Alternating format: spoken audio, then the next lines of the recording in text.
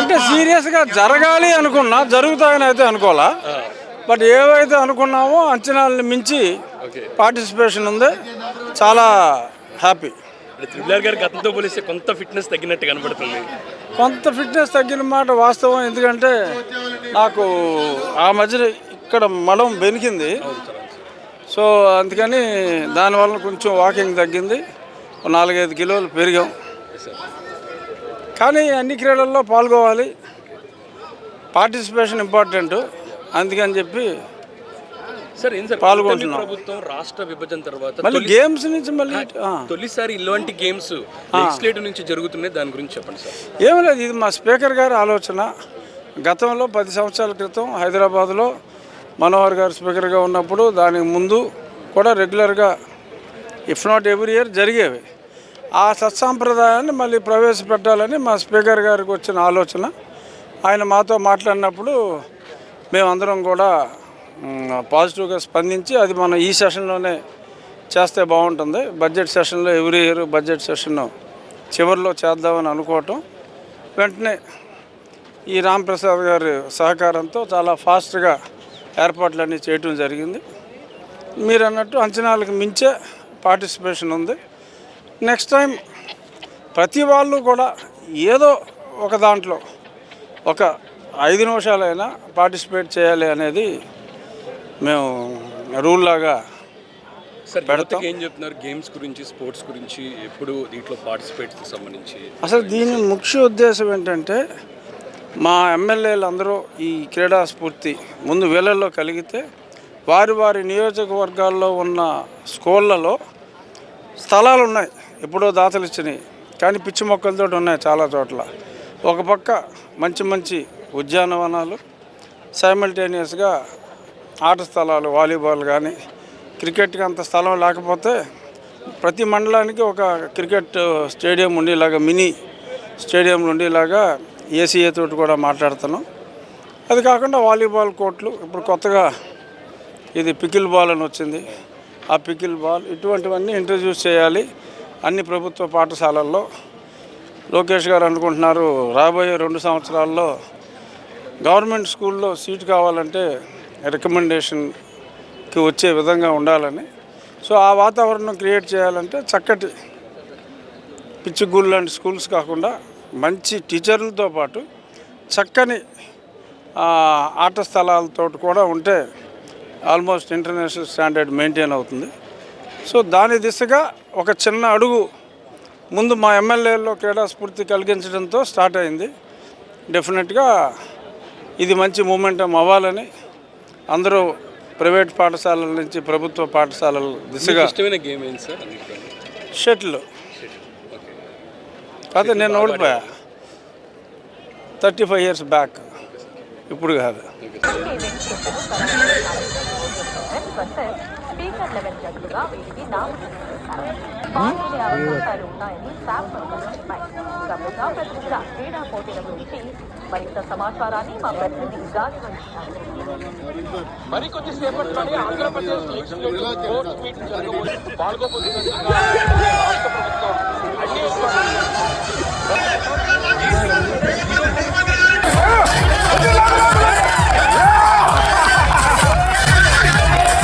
కూడా బహుమతి ఖచ్చితంగా పని ఒత్తిడి నుంచి ఉపశమనం కలిగించేందుకు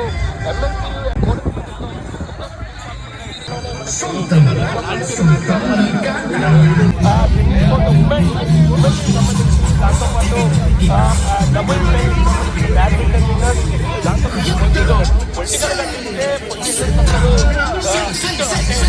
వికెట్ తీయడంలోనే దాంతోపాటు పొలిటికల్గా పంచి వేసుకుని ముందు వరుసలో ఉంటారు. అయితే ఈరోజు జరిగే మ్యాచ్ ఎవరు అయితే ఉందో 18 అంటే ఈరోజు రేపు పూర్తి స్థాయిలో 13 యాక్టివిటీస్ సంబంధించిన క్రీడలు నిర్వహించడం జరుగుతుంది.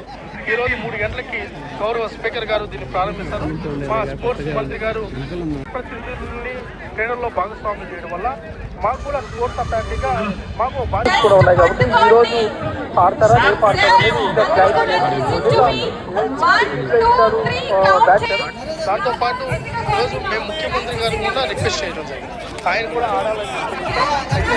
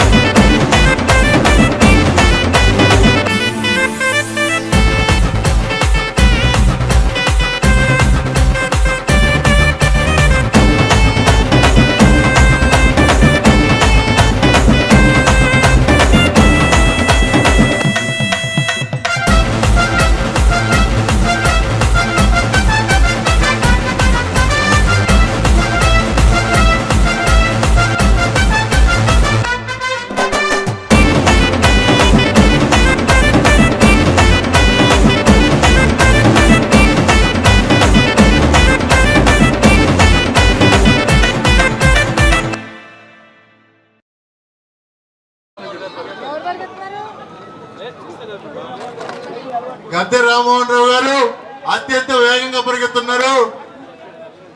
ఆ పక్క ఆ పక్క ఫస్ట్ టీం రెడీ అవ్వాలి. ఆంజనేయ గారు ఫస్ట్. ఎవరు గెలిచారు? ఆంజనేయ గారు. ఆంజనేయులు గారు